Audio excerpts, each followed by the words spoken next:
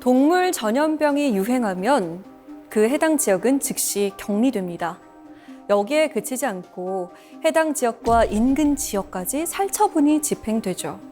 과연 살아있는 동물을 죽이는 것 외에는 방법이 없는 걸까요? 이 불편한 진실에 의문을 품은 프로듀서가 있습니다. MBC 충북 김영수 프로듀서와 함께합니다.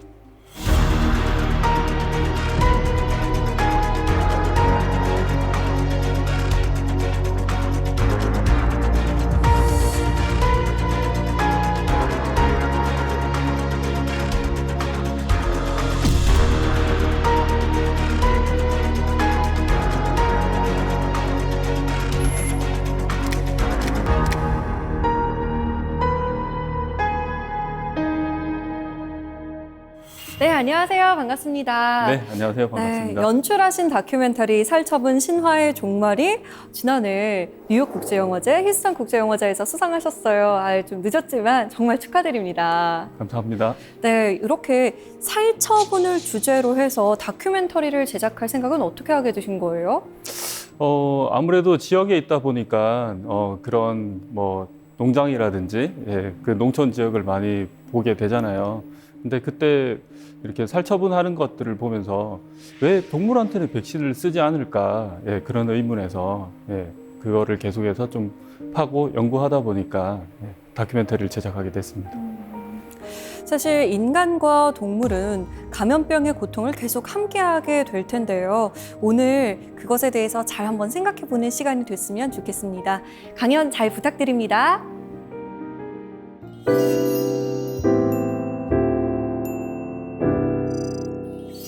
코로나 시대, 코로나19 시대 2년 차를 맞았습니다. 우리 지금 살고 있는 사람들은 어떻습니까? 매일같이 마스크를 끼고 또 거리두기 이런 것들 때문에 지금 살면서 굉장한 답답함을 많이 느끼고 계시죠. 그런데 저는 여기에서 한번 철학적인 질문을 한번 던져볼게요. 우리는 이 락다운 2년 차에 굉장히 불편하다, 막 백신 빨리 맞아야 된다, 이게 빨리 해결됐으면 좋겠다 그렇게 얘기를 하지만 동물은 어떻습니까? 우리가 집에서 키우는 동물이 아니라 가축이라고 불리는 농장에서의 동물들은 이미 태어날 때부터 락다운의 삶을 살고 있죠. 거기에 갇혀서 나오지 못합니다. 우리 인간에게 적용되는 규칙과 동물에게 적용되는 규칙이 다르다는 거죠. 그래서 저는 이 책을 쓰게 됐습니다. 왜냐하면 인간의 이기심이 얼마나 동물들에게, 특히 가축이라고 불리는 그 동물들에게 어떤 짓을 하고 있는지 그것들을 알려야 되겠다, 그렇게 마음을 먹었기 때문이죠.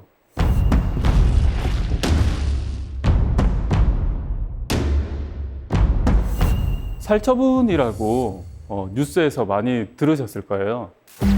오늘도 인근 지역에서 예방적 살처분이 진행됐습니다. 엄청난 양의 가금류가 살처분되고 있습니다. 2만여 마리의 돼지가 살처분된 것으로 집계됐습니다. 대부분 뉴스에서 살처분 그렇게 얘기만 하지 이게 어떻게 진행이 되고 혹은 그냥 살처분 하나보다 그렇게 넘어가는 분들이 훨씬 많다는 거죠. 그런데 옆에서 그거를 지켜보기 시작하면 굉장히 잔인하고 정말 막 그 울음소리가 끊이지 않는 그런 정책이 살처분 정책입니다. 지금까지 1억 마리가 넘는 그런 동물들이 살처분이 되고 매년 살처분이 그렇게 이뤄지고 있지만 또 그 이슈는 바이러스가 지나가고 나면 잊혀지고 또 잊혀지고 사람들한테는 계속해서 잊혀지는 이 방역 정책이 살처분입니다.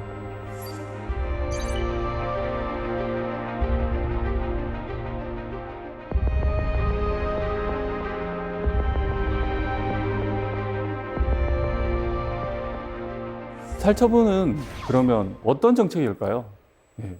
단순히 그냥 병에 걸렸으니까 죽여서 차단한다, 그런 정책일까요? 그러면 왜 그렇게 많이 죽일까요? 그만큼 그 바이러스에 걸린 동물들이 많아서 전부 다 죽여서 차단하는 그런 정책일까요? 결론부터 말씀드리자면 그렇지 않습니다. 병에 걸리지 않아서 죽는 동물들이 훨씬 더 많습니다. 그거를 우리는 예방적 살처분이라고 그렇게 얘기를 하죠. 즉, 한 농장에서 발병 사례나 바이러스가 검출이 되면 그 농장 주변에 있는 동물들을, 동종의 그 동물들을 다 죽여서 바이러스가 전파되는 것을 막는 게 살처분이라는 방식입니다. 자, 우리나라에서는요, 이거를 법으로 정해놨는데요. 일종 가축 전염병이라고 해서 우역, 우패역, 구제역, 돼지열병, 아프리카 돼지열병, 그리고 고병원성 조류 인플루엔자에 대해서 살처분을 신속하게 하도록 이렇게 되어 있습니다. 어느 한 곳에 발병 사례가 있으면 그 발병 사례가 그 주변에 500m, 1km, 3km 안에 있는 농장의 동물들을 다 죽여버리거든요. 그런데 예방적 살처분이라는 것은 멀쩡한 동물을, 그러니까 아프지 않은 동물을 그냥 퍼지지 않게 하기 위해서 미리 죽인다는 거잖아요. 이건 좀 너무한 거 아닌가요? 실제로 70%, 80%의 동물들은 그냥 그 길목을 차단하기 위해서 그 주변에 산다는 이유만으로 죽임을 당하고 있는 겁니다. 그래서 저는 이 살처분 문제에 대해서 한번 의문을 제기를 해봐야 되겠다, 그렇게 생각을 했었습니다. 제가 이 그 살처분 문제를 가지고 첫 번째 여정을 떠난 곳은 영국의 세계 최대의 무덤이 있는 와치트리라는 그 공원으로 갔었습니다.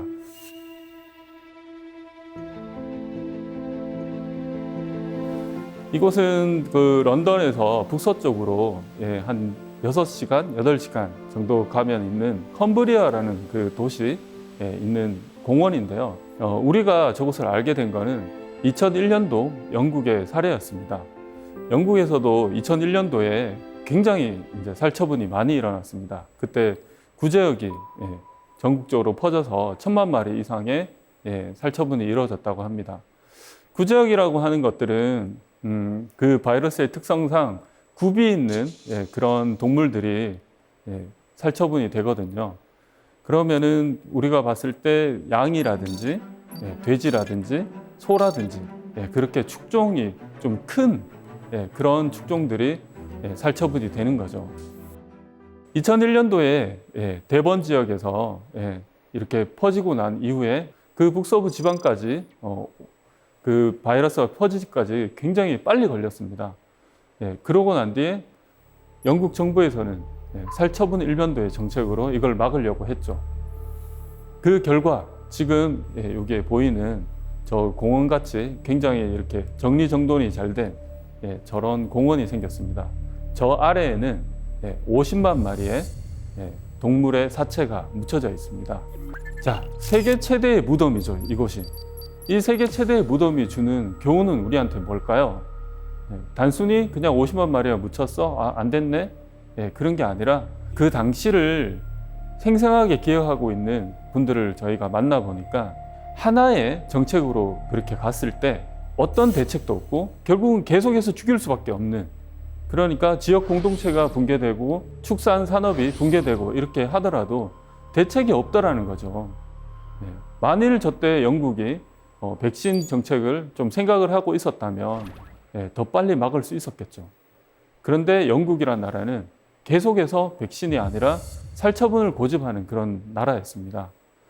저 당시에 그 지방에 있던 컴브리아 지역에 있던 농부들이 굉장히 파산을 많이 했고 심지어 어떤 분들은 자살을 많이 했다고 합니다. 왜냐하면 다시 저거를 그 자신의 어떤 산업, 축산 산업을 일으키는데 굉장히 시간이 많이 오래 걸렸거든요. 그리고 저 동네에 있는, 쉽게 얘기해서 그 구지역에 걸릴 수 있는 그런 축종들이 다 죽었기 때문에 그냥 한마디로 말해서 전쟁처럼 황폐화가 된 거예요. 그 당시에 그 어떤 비디오 자료를 제가 보니까 막 검은 연기들이 들판에서 계속 피어오르고 있는 것을 볼 수 있었습니다.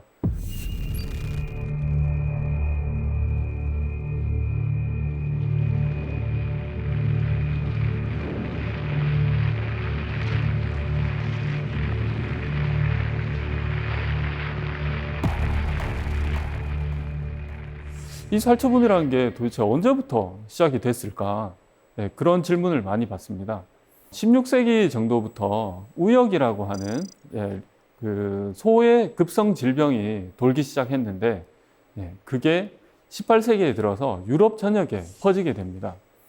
근데 이 우역이라는 병은 치사율이 80% 이상, 90% 이상 소가 바로 죽어버리는 굉장히 무서운 질병이었습니다. 그래서 18세기에 로마에서 이거를 어떻게 해결하지? 고민하던 찰나에 조반니 마리아 란치시라고 하는 교황의 주치의, 그러니까 의사였습니다. 그래서 교황이 저분에게 이거를 어떻게 해결하지? 어떻게 해결해봐라 라고 미션을 주니까 계속해서 곰곰이 생각하다가 그 전까지는 이 소들을 어떻게 치료할까, 어떻게 살릴까, 그런 것들을 연구를 하다가 이 사람은 획기적으로 그런 생각을 하죠. 차라리 빨리 죽여서 길목을 차단하면 어떨까. 그게 살처분 정책의 시작입니다. 그렇게 로마에서 이게 길목 막기처럼 미리 죽여서 숙주를 죽여서 바이러스가 퍼지지 않도록 그렇게 만들기 시작하니까 이게 어느 정도 효과가 있는 거죠. 그래서 이 정책이 로마에서 시작돼서 그 다음에 영국으로 넘어갑니다. 영국에서는요, 이거를 국가가 이제 정책화시키고 시스템화시키는 그런 작업을 합니다. 그래서 이 살처분 정책의 시작은 로마였지만 이거를 시스템화시키고 국제 표준으로 만든 거는 영국이라는 나라의 어떤 그 함의가 숨어 있습니다. 사실 우역이라는 질병은 치사율이 굉장히 높아서 이것 때문에 국가의 기반이 흔들리고 존립이 흔들리기 때문에 이거는 빨리 막아야 된다. 그렇게 생각할 수 있겠죠. 그런데 지금 우리나라의 법을 봐도 우역 이외에도 구제역이라든지 조류인플루엔자라든지 또 작년에 우리나라에 상륙한 ASF라는 그런 질병에도 다 살처분이 표준이 됐습니다. 왜 다른 질병에도 살처분이 다 표준이 되었을까요? 영국은 우리가 알다시피 18세기 산업혁명 이후에 굉장히 대영 제국의 시대를 맞았습니다. 그래서 전 세계 각국의 자기네들만의 식민지를 만들게 되죠. 거기에서 구제역이 돌면 영국은 거기에 가서 살처분이라는 것을 보여주는 겁니다. 거기에는 두 가지 함의가 있습니다. 첫 번째는 굉장히 잔인한 이 정책을 보여줌으로 인해서 본인들이 그 나라를 통제하기 좀 더 쉽게 그런 것들을 보여주고, 두 번째는 이 살처분을 통해서 구제역이 컨트롤 된다라는 게 한 번씩 보여줄 때마다 식민지 나라 그 국가 국민들이 저기는 뭔가 발전된 나라야 라는 그런 것들을 심어줄 수 있겠죠. 그 이후에 이제 20세기가 돼서 백신이 개발되기 시작합니다. 그러면 백신을 쓰면 되지 않냐 그렇게 생각할 수도 있지만 그 이후에도 영국은 아니야, 계속 살처분을 해야 돼. 그러면서 청정국 지위라고 하는 저 지위를 부여하게 됩니다. 저게 뭐냐 하면 청정국은 백신을 쓰지 않고 살처분만으로 구제역을 컨트롤하는 국가, 그거를 우리가 흔히 청정국이라고 하죠. 두 번째 단계는 백신을 써서 구제역을 컨트롤하는 국가. 세 번째 단계는 백신도 쓰지 않고 아예 그러니까 컨트롤이 안 되는 그런 국가. 그런데 이 세 가지 스테이지가 있는데 영국은요, 그 스테이지별 있는 그 안에 있는 나라들끼리만 무역을 하겠다. 그렇게 천명해 버리죠. 그렇게 되면 이 국제 무역 전쟁이 일어납니다. 왜냐하면 고기라든지 살아있는 가축이라든지 이런 것들이 영국이 그 당시만 해도 굉장히 큰 손이었기 때문에 그 다른 나라에서 영국에 팔려고 하면 자기네들이 살처분을 해야 팔 수 있는 거죠. 미국 같은 나라도 거기에서 기른 가축들을 구제역이 돌았을 때 살처분을 해야 영국하고 무역을 할 수 있는 그런 지위를 부여해 줍니다. 중국은 백신을 쓰고 있는데 영국은 백신을 쓰지 않잖아요. 그는 중국의 값싼 어떤 그런 농산물이나 고기라든지 이런 것들이 영국에 못 들어오도록 막을 수 있는 법을 만들어 버린 거죠. 그래서 영국은 이렇게 철저하게 국제 무역에서 우위를 점하기 위해서 이 살처분 정책을 이용하기 시작합니다. 그 배경에는 옛날부터 갖고 있던 어떤 영국 귀족들의 혈통종 사랑, 이런 것들이 있습니다. 영국은 옛날부터 강수량도 풍부하고 풀이 잘 자라고 그 기후 조건이 좋아서 저렇게 좋은 혈통종을 기르기에 좋은 나라였습니다. 제가 갔던 저곳은 킹턴쇼라고 하는 영국의 축산 박람회인데요. 저기에서 여전히 영국의 원래 고유에 있었던 그런 혈통종을 뽐내는 박람회가 열리고 있었는데요. 저기에서 만났던 사람들에게 인터뷰를 해보면 전부 다 대부분 자기가 기르고 있는 가축에 대해서 엄청난 자부심을 갖고 있었습니다. 그런데 이 혈통종 사랑이 사실은 또 살처분에 영향을 미치기 시작합니다. 예전에 대영 제국 시절에 식민지에서 여러 그 축종이 들어오겠죠.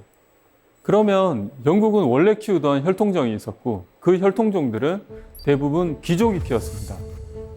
한마디로 말해서 파워가 있는 사람들이 키웠겠죠. 그 귀족들이 식민지나 다른 나라에서 들어온 그런 동물을 보면서 어떤 생각을 했겠습니까? 내가 키우는 것보다 저게 더 나으면 안 되는데 뭔가 계급을 지으려고 그렇게 했겠죠. 그런데 그때 구제역이 돌기 시작하니까 그러면은 우리는 살처분하지 말고 외국에서 들어온 다른 종은 다 죽여서 좀 이 병을 좀 막았으면 좋겠네. 왜? 그 귀족들은 당시에 법을 만들고 그 사회를 어떻게 이루는 그런 사람들이었기 때문에 그게 가능했죠. 그게 바로 박멸주의라고 하는 겁니다. 다른 말로 섬나라 마인드라고 또 그렇게 얘기하기도 하는데 외국에서 들어오는 모든 바이러스라든지 뭐 그런 것들을 다 박멸하자, 없애자. 그래서 무관용의 원칙으로 대응하자. 그게 섬나라 마인드의 박멸주의입니다. 그러면 영국은 이런 마인드를 갖고 있는데 다른 나라는 어떨까요? 대륙국가, 네덜란드, 프랑스, 독일 그런 이제 서유럽의 대륙국가들은 좀 영국과 다른 어떤 생각을 갖고 있었습니다. 저는 네덜란드를 취재를 갔었는데 지금 보이는 저 농장에 가니까 농부가 굉장히 이렇게 시스템을 잘 만들어 놓고 있더라고요.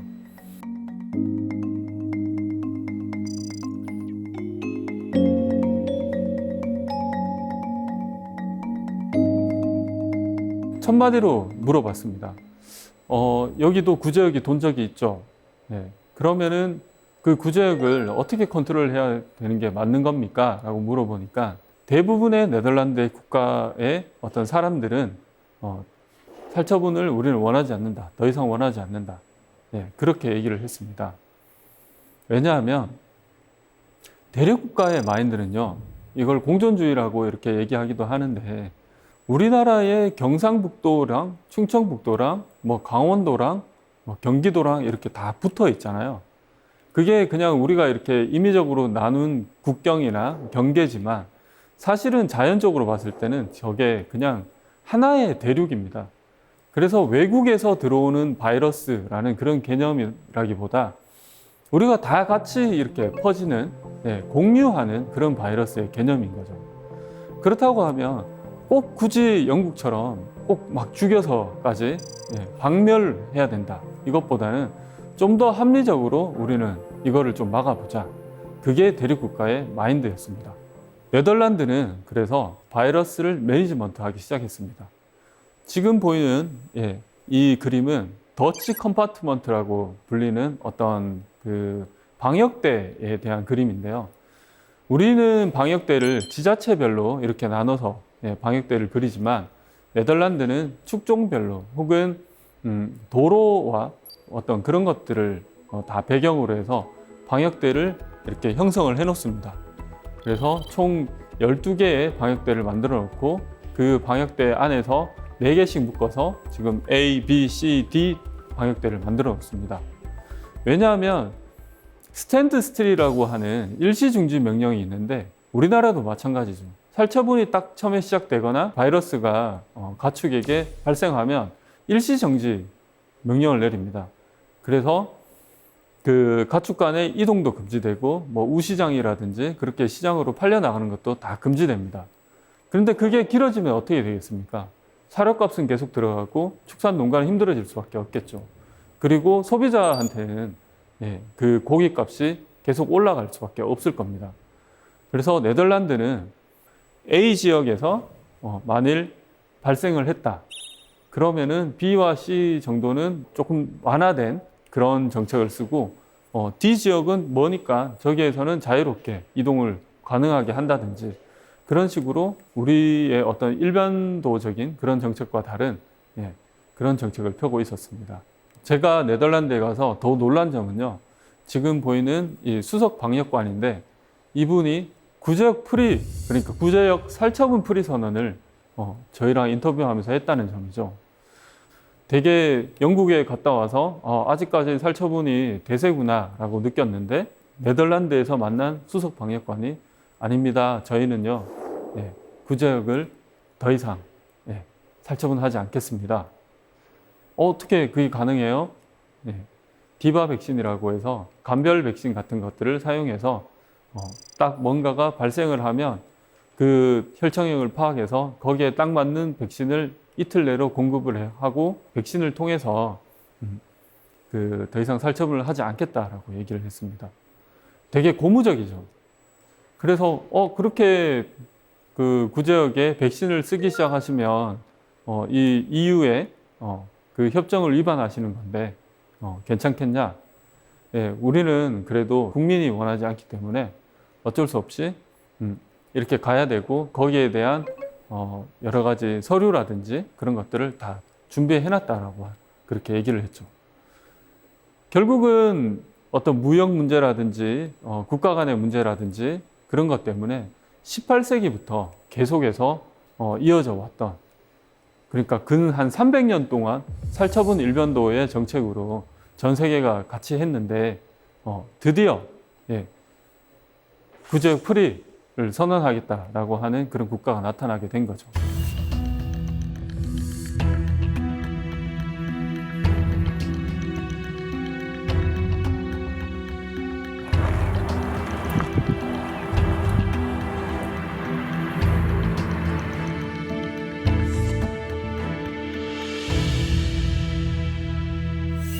네덜란드처럼 저렇게 고무적인 일이 일어나고 있을 때, 자, 우리나라의 상황을 한번 살펴보죠. 자, 우리나라에서는 2010년도, 11년도에 굉장히 큰 구제역 파동이 있었습니다. 그 당시에 정말 수천만 마리 그 살처분이 됐었죠. 안동에서 시작된 이 구제역이 걷잡을 수 없이 전국으로 이렇게 퍼져나가니까 한국에서도 나중에는 이제 두 손 두 발 다 들었다. 우리도 백신 접종을 하자. 그렇게 얘기가 나왔고 결국은 우리나라도 청정국 지위를 포기하고 백신을 접종하는 나라가 됐습니다. 그 이후에 어떻게 됐을까요?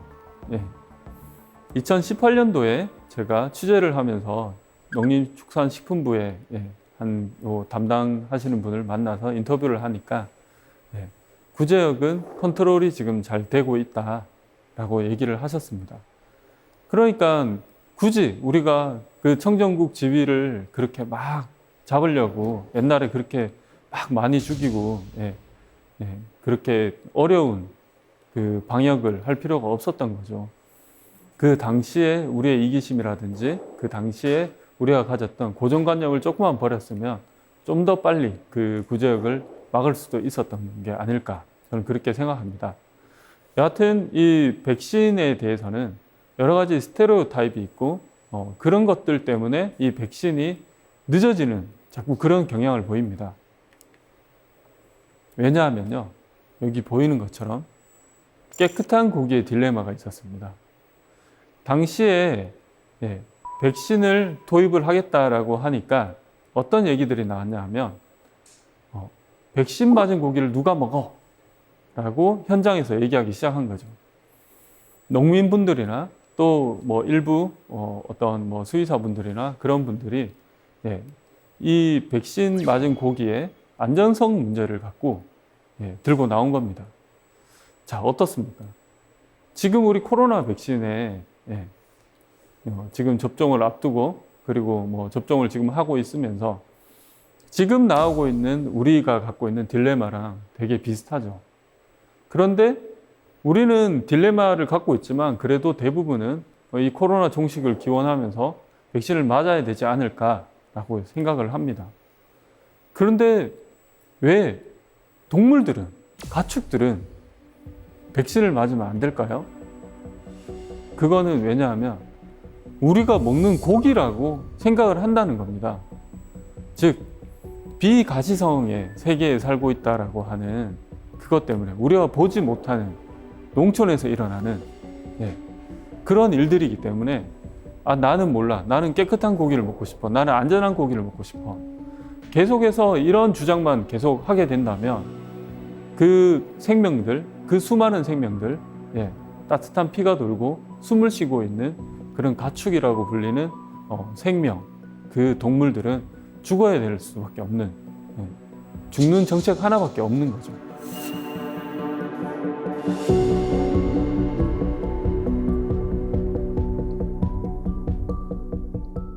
저는 또 하나의 문제를 발견했습니다. 자, 2003년도에 사스라고 하는 지금 코로나랑 비슷한 계열의 바이러스가 홍콩에서 발병을 했죠. 그래서 전 세계적으로 갑자기 퍼졌습니다. 그 당시 우리 언론의 기사를 보면요, 괴질이라는 그런 말을 붙입니다. 괴질, 괴상한 질병. 되게 공포스럽죠. 그러면서 97년도에 홍콩에서 인간 감염 사례가 있었던 조류 인플루엔자가 아닐까라는 추측 보도를 하게 됩니다. 그러면서 조류 인플루엔자는 우리 사회에서요, 굉장히 위험한 질병으로 인식되기 시작했습니다. 2008년도에 이런 기사가 나왔습니다. 서울도 침공당했다. 서울도 뚫렸다. 그런 기사가 나오죠.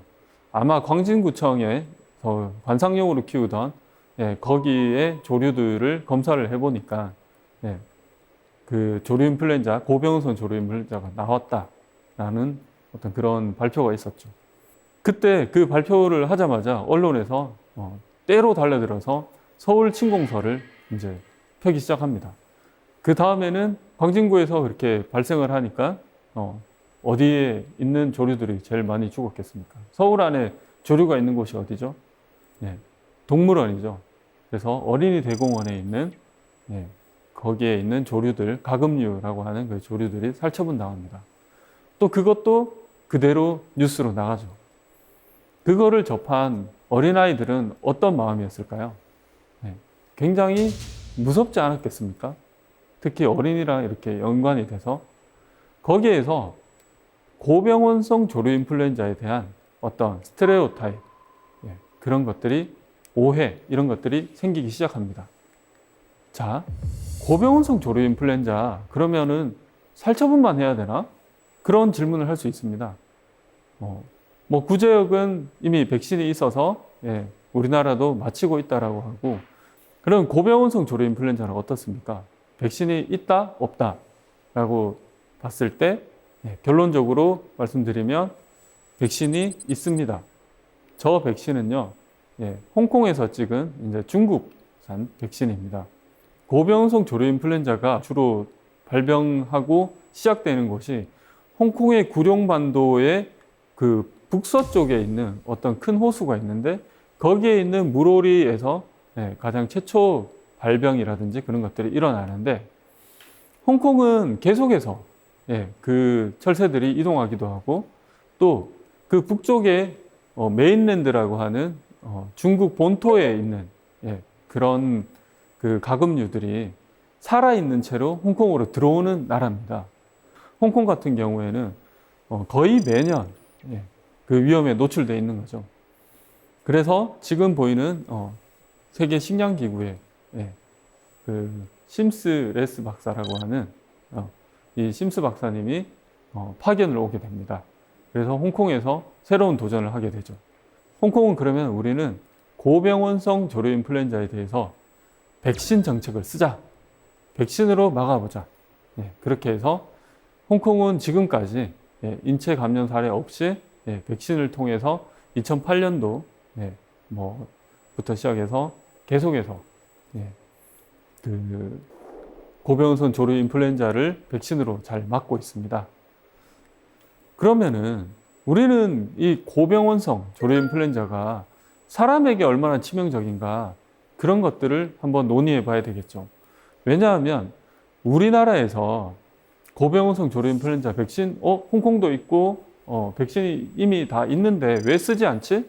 라고 물었을 때 방역 당국에서 얘기하는 어떤 근거들은 조류 인플루엔자가 인수공통 감염병이기 때문이라고 얘기합니다.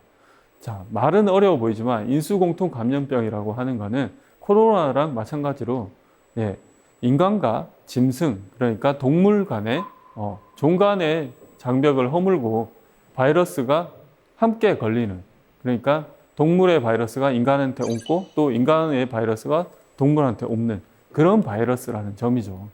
그래서 이 인수공통 감염병은 사실 우리 인류 사회에 있어 갖고 굉장히 어떤 위협적인 요소로 계속해서 생각되어 오고 있었습니다. 그러면은 고병원성 조류 인플루엔자도 인수공통 감염병이네, 되게 위험한 병이네. 그러면은 백신보다 우리가 살처분하는 게 더 깔끔하지 않겠어요? 라고 그렇게 반문해 볼 수 있죠. 자, 고병원성 조류 인플루엔자가 얼마나 치명적인 병인가를 알아보겠습니다. 자, 여기 보면 H5N1이라고 하는 저 형의 바이러스랑 H7N9이라고 하는 저 형의 바이러스는 전체적으로 지금 뭐 다 합하면 1,300명, 1,400명 정도 되겠죠. 저 이외에 다른 바이러스의 형태의 고병원성 조류 인플루엔자도 1,500명 정도의 그 감염 사례를 낳았습니다. 이때까지 18년 동안 1,500명 정도의 감염 사례가 있는 거죠. 그러면은 매년 100명이 안 되는 이제 인체 감염 사례, 그러니까 사람이 감염된 사례가 있었고요. 그 중에서 사망자를 제일 많이 냈다고 하는 H5N1형이 455명, 그리고 H7N9형이 212명으로 이렇게 집계가 되고 있습니다. 자, 하루에 미국 같은 경우에 지금 코로나로 하루에 1,000명 이상이 사망하는 그런 시대에 이 수치는 어떻습니까? 단순히 우리가 치명률을 비교를 하면 50%가 넘는 치명률이지만 생각보다 감염이 사람에게 많이 일어나지 않는다는 거죠. 그래서 세계보건기구에서는 고병원성 조류 인플루엔자를 일반적으로 사람에게 감염되지 않는 병, 하지만 팬데믹이 될 수도 있는 가능성이 있는 그런 질병, 이 정도로 명명해 놓고 있습니다. 우리는요, 이 고병원성이라는 이 이름에서 굉장히 오해를 많이 합니다. 자, 고병원성 조류 인플루엔자라는 이 이름, 그 고병원성이 누구한테 고병원성인가, 그거를 따져봐야 됩니다. 우리는 고병원성이라고 하니까 뭔가 인간에게 고병원성이고 굉장히 해를 끼칠 수 있는 그런 바이러스라고 생각할 수 있습니다. 하지만 고병원성이라고 하는 이 이름은요, 닭에게 고병원성이라는 그런 뜻입니다. 예를 들어서 고병원성 조류 인플루엔자가 외국에서 어떤 날라오는 그런 철새의 분변에서 저 고병원성 조류 인플루엔자가 많이 발견되죠. 그러면 철새가 고병원성이라서 굉장히 많이 아프면 어떻게 그 먼 거리를 우리나라까지 날아올 수 있죠? 오기 전에 죽어야 마땅한 게 아닐까요? 감염이 됐는데. 그런데 철새라든지 뭐 물오리라든지 또 오리라든지 이런 가금류는 저 바이러스를 몸에 갖고 있어도 그렇게 치사율이 많이 높지 않습니다. 하지만 닭에게 저 고병원성 조류 인플루엔자가 옮겨가면 굉장히 치사율이 높아집니다. 그래서 이거는 양계농가 입장에서 붙인 이름입니다. 왜냐하면 닭이라고 하는 거는 가장 기본적인 우리가 단백질을 섭취하는 거에 가장 기본이 되는 달걀이라든지 또 싼, 약간은 그래도 소고기보다는 싼 그런 닭고기라든지 이런 어떤 인간들에게 단백질을 제공해주는 그런 가축이거든요. 그래서 닭이 오리보다는 더 중심이 될 수밖에 없는 겁니다. 그래서 고병원성이라는 이름은 닭에게 고병원성이라는 얘기지 우리 인간에게 고병원성이라는 얘기는 아니라는 뜻입니다. 그래서 너무 겁내할 필요가 없다는 거죠. 자, 그런데 이 처음에 사스에서 시작된 그런 오해라든지 여러 가지 고병원성에서 오는 오해라든지 여러 가지 그런 오해들이 계속해서 누적되면서 이제 정책들이 굉장히 피곤해지기 시작합니다. 왜? 정부는 피로를 안고 농장은 책임을 안 습니다. 어떻게?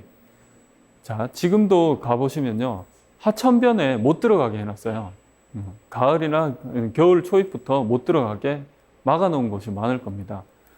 고병원성 조류 인플루엔자 발생 주의 혹은 발생 지역 출입을 금합니다. 네, 그렇게 하고 그곳을 분무 형태로 어떤 소독약을 계속 뿌리면서 다니고 있죠. 그런데 그 분무 형태의 소독약이 고병원성 조류 인플루엔자를 막는다 혹은 그게 효과가 있다 그런 거에 대한 사실 연구 논문이라든지 그런 결론이라든지 그런 거에 대해서 저는 아직까지 찾아보지 못했습니다. 그렇지만 정부 입장에서는요, 우리 국민들을 지키기 위해서 그 조류 인플루엔자 분변에서 우리가 그걸 만약에 잘못 밟아서 또 닭을 키우는 사람을 만났는데 그 사람이 그 똥을 밟게 되고 그 바이러스가 옮겨가고 그런 확률 그런 것조차도 다 떠안아야 되는 게 정부인 거죠. 왜? 국민들이 무서워하니까. 두 번째는 농장은요 더 심합니다. 자, 조류 인플루엔자가 발생하면요 그 농장은 사실 피해자예요. 그런데 모든 책임은 그 사람이 뭔가 잘못한 것처럼 그렇게 떠안고 가는 게 그 지금의 현실입니다. 제가 그 석사 논문을 쓸 때 이 조류 인플루엔자에 관련된 정부와 지자체와 그런 백서라는 게 있는데 그 백서를 분석을 해봤더니 이게 정부에서는 지자체와 농장의 어떤 그 방역이 미흡해서 이렇게 된 것 같다. 그러니까 됐다라고 절대 얘기하지 않습니다. 동물은 말이었기 때문에. 그렇지만 된 것 같다. 그러면 지자체는 어떻게 나올까요? 농장주의 어떤 그 좀 떨어지는 방역 의식 때문에 이게 퍼진 것 같다. 같다라고 이렇게 나오죠. 결국 농장은요, 방역에 대한 책임을 다 안고 본인이 가야 되고, 겨울이 되면 농장주들은 축종을 가릴 게 없이 그 문을 걸어 잠그고 나오지 않습니다. 결국 이렇게 문을 걸어 잠그고 서로 보지 않는다고 하는 거는 농촌 공동체가 다 무너져 버리는 거죠. 우리가 알고 지냈던 농촌에서 서로 정을 나누고 만나서 밥을 같이 먹고 인사하고 하는 그런 농촌의 그 따뜻한 그런 공동체들이 무너지기 시작하는 겁니다. 자, 그렇다면 조류 인플루엔자 지금 구제역은 그래도 백신이 나왔다고 했죠. 그래서 그걸로 우리는 컨트롤하고 있다고 합니다. 그럼 고병원성 조류 인플루엔자는 아직도 우리는 살처분 일변도 정책을 쓰고 있습니다. 자, 2020년, 2021년 요 사이에 조류 인플루엔자가 발병을 했죠. 가장 단시간 내에 3천만 마리 이상을 살처분했다고 합니다. 그래서 엄청나게 반발을 많이 했고, 이번에는 정부가 아예 처음부터 3km 이내에 있는 그냥 처음에 500m, 1km, 3km 이렇게 방역대를 형성하는 게 아니고 발병 지역 3km 안에 있는 거를 그냥 빨리 다 죽여 라고 해서 굉장히 논란이 많이 됐습니다. 결국은 농민단체라든지 많은 곳에서 반대를 해서 지금은 조금 그게 완화된 걸로 알고 있습니다. 자, 그러면요, 한국에도 백신이 있을까? 아까 홍콩에 있다고 했는데, 그리고 중국도 맞힌다고 하고 인도네시아에도 백신을 맞히는 그런 국가라고 합니다. 근데 왜 우리는 백신을 안 쓸까? 백신이 없어서 안 쓰나? 결론부터 말씀드리자면 한국에는요, 항원뱅크라고 해서 여러 가지 고병원성 조류 인플루엔자의 그 여러 형이 있는데, 바이러스 형질이 있는데 그 항원들을 갖고 있는 항원뱅크가 있습니다. 코로나를 겪어보니까 우리나라의 바이오 산업이 굉장하다는 거 많이 느끼시죠? 예. 우리는 그런 항원뱅크를 갖고 있으면요, 언제든지 굉장히 빨리 조류 인플루엔자 백신을 제작을 해서 유통을 하고 마칠 수 있습니다. 그럼에도 불구하고 우리나라에서는 아직까지 백신을 쓰지 않죠. 왜냐하면 가보지 않은 길이기 때문에. 예. 그래서 훨씬 더 고비용인, 예. 닭 한 마리를 살처분하는데 거의 한 10,000원 정도가 든다라고 합니다. 백신은 뭐 몇백 원이면 예, 그렇게 막을 수 있다라고 하죠. 그래도 우리는 살처분을 고수하고 있습니다. 왜? 가보지 않은 길이기 때문이죠. 무서운 길이죠. 가보지 않았기 때문에 우리가 거기에 대해서 어떤 결론도 말해줄 수 없습니다. 그래서 제가 드리고 싶은 말씀은 가보지 않은 길에 대한 그런 공포에서 좀 벗어나야 되지 않을까. 그리고 국민들도요, 그 정부가 정책을 좀 잘 수행할 수 있도록 믿어줘야 됩니다. 그런데 뭔가를 새로운 거를 한다라고 했을 때 지금 코로나의 어떤 백신 논쟁이 있듯이 뭔가를 하려고 하면 거기에 대한 안전성 문제부터 시작해서 너무 우리가 민감하게 얘기를 하죠. 결국은요, 그 민감하게 얘기하는 그 와중에 공포심이 생기게 됩니다. 근데 저는 더 큰 공포가 있어요. 2001년도에 영국의 아까 사례를 보여드렸습니다. 그 세계 최대의 무덤을 봤습니다. 자, 거기에서 살처분 일변도로 가기 시작하니까 나중에 걷잡을 수 없이 다른 길이 없다는 거죠. 이 바이러스라고 하는 굉장히 불특정하고 우리 눈에 보이지 않는 이런 길을 여러 가지 방식으로, 과학적인 방식으로 대비를 해놓고 그거를 좀 실험해보고 이게 더 좋은지 안 좋은지 그런 것들을 좀 논의를 해봐야 되는데 우리는 여전히 그거에 대해서 너무 깔끔한 길만 가려고 하고 그래서 눈에 보이지도 않고 사람들이 관심도 없으니까 야, 그냥 살처분하자. 가장 깔끔한 길이죠. 나중에 이 바이러스가 우리에게 위협으로 다가왔을 때 그때는 어떻게 해야 될까요? 다 살처분할 수 있을까요? 사람한테 옮으면 그러면 어떻게 해야 될까요? 여러 가지 길을 한번 모색해보자. 저는 그런 얘기입니다. 정부라든지 고생하고 있는 그분들이 잘못했다는 얘기가 아닙니다. 오해를 하시면 안 돼요. 다만 그분들이 뭔가 새로운 대안을 한번 제시해 볼 수 있도록 우리도 그 길을 열어줘야 됩니다.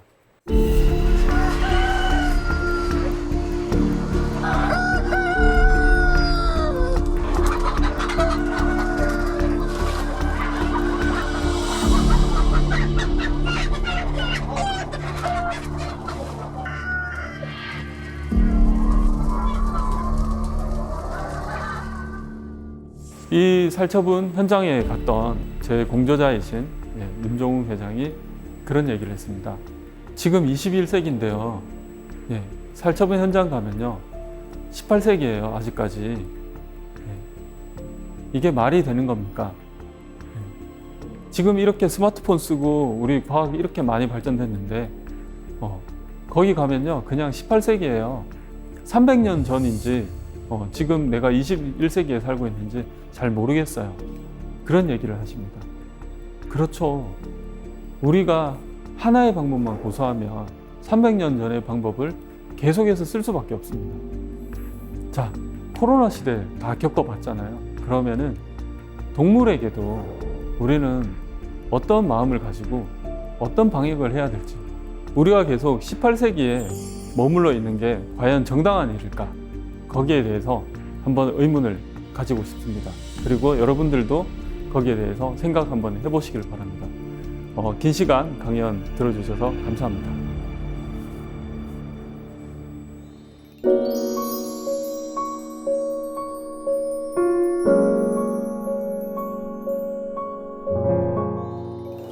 네, 강연 정말 잘 들었습니다.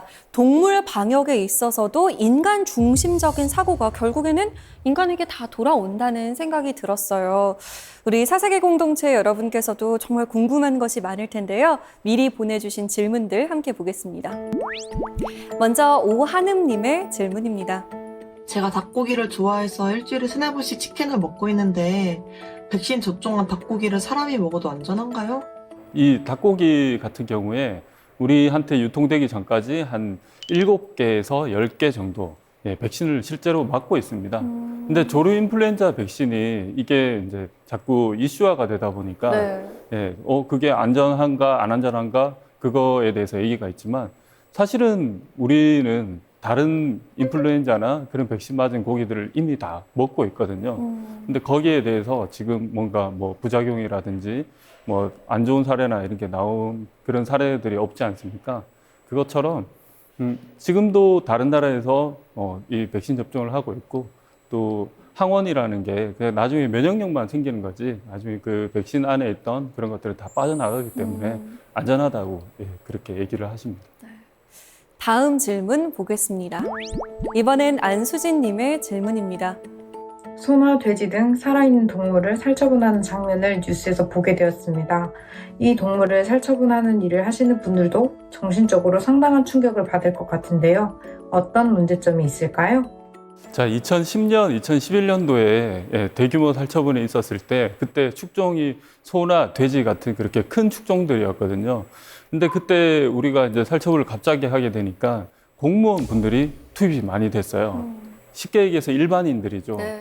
우리는 사실 제가 지금 어떤 닭 한 마리 죽이는 것도 저는 못할 것 같은데 그분들은 거기서 그 큰 거가 죽는 것들을 다 봤단 말이죠.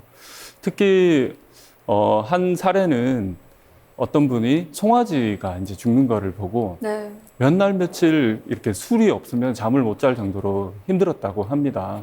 요즘에는 그래서 어떻게 하냐면 요즘에는 외주팀이 있습니다.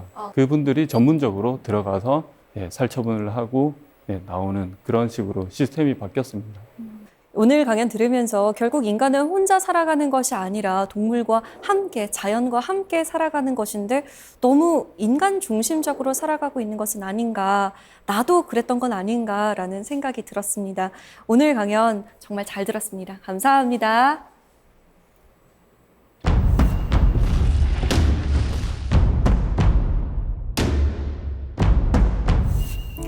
나는 누구일까요? 지금까지 읽은 책에서 받은 영향 50%, 들은 음악에서 받은 영향 30%로 이루어진 사람입니다. 나머지 20%는 아직 비어 있습니다. 세상에는 멋진 사람들이 아직 많이 있으니까요. 한 소설가의 자기소개 말인데요. 제 경우는 어떨까 생각해 봅니다. 여러분의 경우엔 어떠신가요? 아직 만나지 못한 세상의 멋진 사람들, 스미다를 통해서 만나보시면 좋겠습니다. 사사기 공동체 스미다, 저희는 다음 시간에 찾아오겠습니다. 고맙습니다.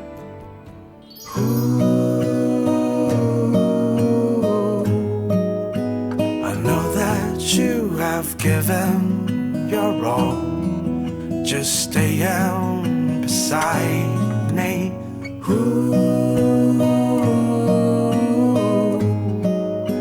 And this is all I'm thinking. My thoughts are broken inside my little mind.